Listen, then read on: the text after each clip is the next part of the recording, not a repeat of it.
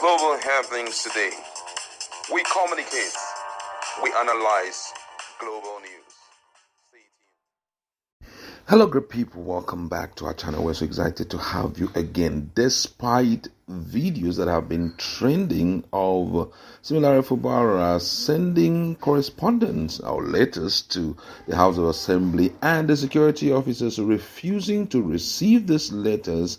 The House of Assembly has come up with a narrative which is good enough that you listen to it, because already from all indication there are evidence or let me say there are indications that River State may not get their allocation as at now. But here their position in respect to the crisis and the administration in River State. Now we're back to talk. Press briefing by the River State House of Assembly on the state of governance in River State. By me, Honorable Amaewhule George, Chairman House Committee on Information and spokesperson for the 10th Assembly of River State. Today, Friday, 14th March, 2025. Dear Rivers people, dear Nigerians, members of the press, ladies and gentlemen, it has become imperative for us, the 10th Assembly of River State, to address the public regarding certain developments in the governance of our dearly beloved state. Recall that after the Supreme Court's judgment on the budget of our state, it became absolutely necessary for the Governor of River State, His Excellency, Fubara, to present the appropriation bill to the legislature for consideration and passage. Also recall that immediately after the judgment, this House wrote to the Governor, calling on him to immediately present the budget for speedy consideration. It was our hope that by the 15th of March 2025, we would have concluded the process of passing the appropriation bill into law, so as to give us enough time to approach the federal government to release funds meant for our state, which have been seized by the judgments of the Supreme Court. This we did in the interest of our dear state and in pursuit of peace, recognizing that no government can function optimally without a harmonious coexistence between the executive and the legislature. This letter was rejected, and the staff of the House of Assembly who attempted to deliver the mails were brutalized at the gates of the government house and sent back. Undeterred by this, the House resorted to use the courier service to deliver the mail. The governor did not heed to our call, nor did he demonstrate any intention to. Ladies and gentlemen, recall again that the judgment of the Supreme Court invalidated the appointments of most of the commissioners in the states.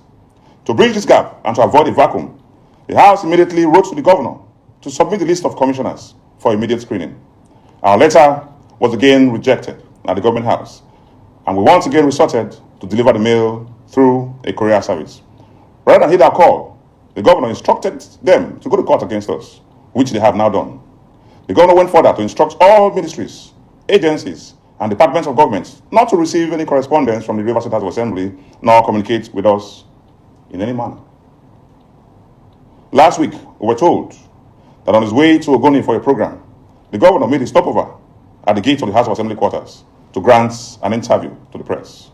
In that interview, he claimed that he had sent a letter to the House of Assembly indicating his intention to visit and present the appropriation bill, a claim we found rather astonishing, as no such letter was received by the House of Assembly. His aides later alleged that they forwarded a letter through WhatsApp to some members of the House, which was also awkward, unprofessional, and embarrassing. As I speak, the social media space is awash with stories about a purported letter from the governor to the House of Assembly expressing his intention to visit the House to present the appropriation bill for the year 2025. Nothing can be further from the truth. We wish to state categorically that there is no such letter before the House of Assembly, nor any of its staff. We challenge the governor and his aides to produce an acknowledgement copy of such a letter, or any evidence that such a letter was sent or received by the House of Assembly. It is absolutely untrue and unfortunate. The general public must, as a matter of importance, ignore such a claim. It is now very obvious that if at all there was such a letter, the intended recipient was not the legislature, not the House of Assembly, but the public. And the clear intention was to play to the gallery, whip up public sentiments, demonize the House of Assembly, and set the public against us. This is demeaning, denigrating, and perilously unfortunate. The governor's actions demonstrate a lack of sincerity in resolving this impasse. The governor continues to try to bully and blackmail the legislature into submission.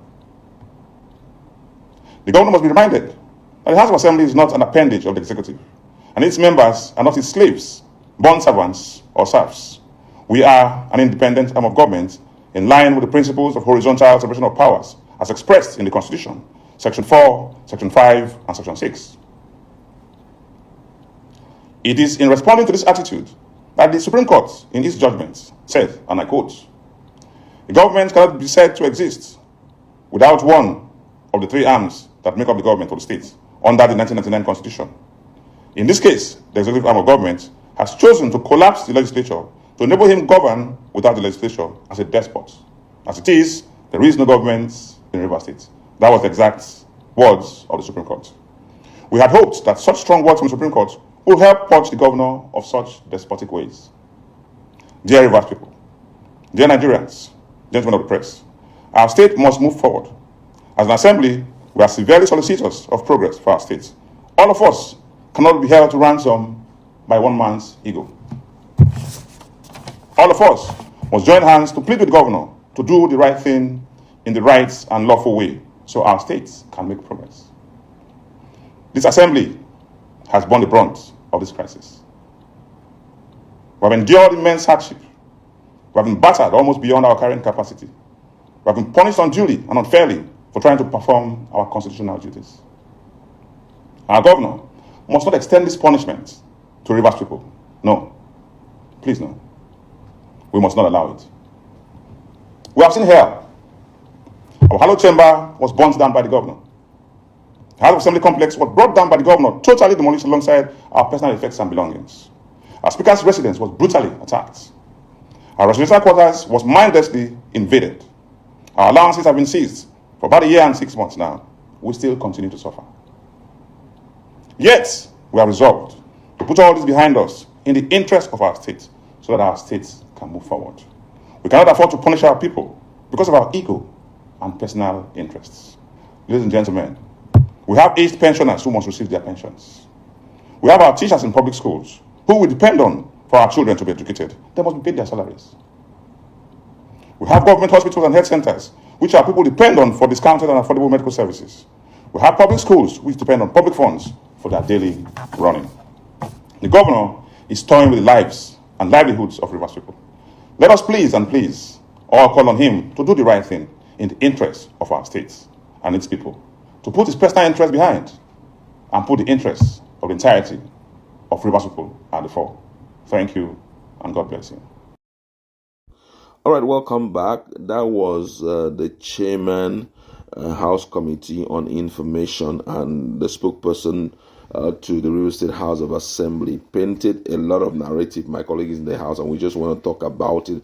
Now, the most interesting part of it is when George, that's the spokesperson here, made mention of the fact that they are considering the people of Rivers State, being that they have aged pensioners who must receive their pensions and have teachers who are in public school who depend on, the school fees that they have, government hospital and health centers, which our people depend on for discounted and affordable medical service. Talked about public schools, which depend on public funds for their daily running. What kind of narrative do you think they're trying to paint? Do you think that this is a situation where they are throwing it back at the governor, pretending as though some of the videos we have seen thus far is actually a lie, where some of the letters have been sent across to them, but yet been turned down by their security officers? Honestly, it's so funny.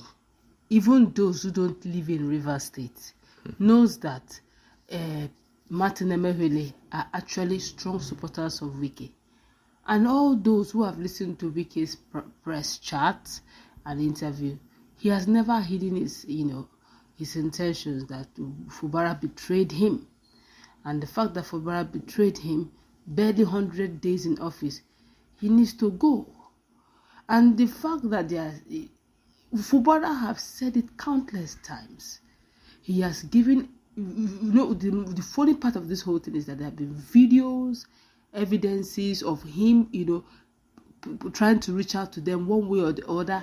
Twice he have done it. Twice they bounced a sitting governor. Yeah. Something that they can't even do to Yesun Wike Oga. Yeah. And yet they're now, playing to the gallery, making it look as if it is Fubara. Fubara have said it countless times, over and over again, that he wouldn't mind, coming in anytime within March. Yes. That they should just choose a date. And here they are saying he should do the right thing. What other right thing do they want him to do? You understand? He has written to you officially. He has called you unofficially. Who are they fooling? Look, they should just take things, while they are playing politics, they should be, thank God they themselves use their own mouth to say we have the salaries to pay and all that. In a bid of trying to frustrate Fubara, you are not frustrating Fubara. Fubara has food to eat, oh. Fubara is not a poor man, oh, as he is, whether you like it or not. Even if he doesn't get a second term, he's still going to collect his normal salaries and pension as a former governor. Yes. So he's not going to be a poor man anytime soon. The people who are going to feel this pain is the common Riverians, and I can tell you for free that they will not have it fun because they already know the root of the problem. Yeah. Now, another thing I want you to talk about is the a legislative expert did make mention of the fact that there are different ways of handling this. One of it is that before you present a budget, you must lobby the legislatures. So they are saying, possibly take him on a date and all of that. First day, second day, third day. Do you understand? They will now consider if we should look into it or not. What do you think about that? See, at this stage, these people are just playing with. One of the things I like about Nigeria and Nigerians is the fact that they are not always quick to react. They are sleeping giants. It's good the way these people are allowing you people to sit and all that. Don't make a hungry man to remember that you're the one holding his salary. The fact that they were happy and jubilating and giving thanksgiving that finally CBN is going to withhold allocations of River State, it speaks volumes. Do the right thing on what? Ever since Fubara came in, people have been very happy. 100,000 naira every December, 85,000 naira minimum wage, highest ever in Nigeria. And now, by your own making, they are about to stop it. And you are saying that they should lobby you. Maybe at the end of the day, the lobbying they are looking for, they will get it. But this time around, it's going to be from Rivers people themselves that will come and lobby them properly. All right. That's what we'd like to leave it. Let's meet in the comments and talk more. This was the standpoint on all of these things said by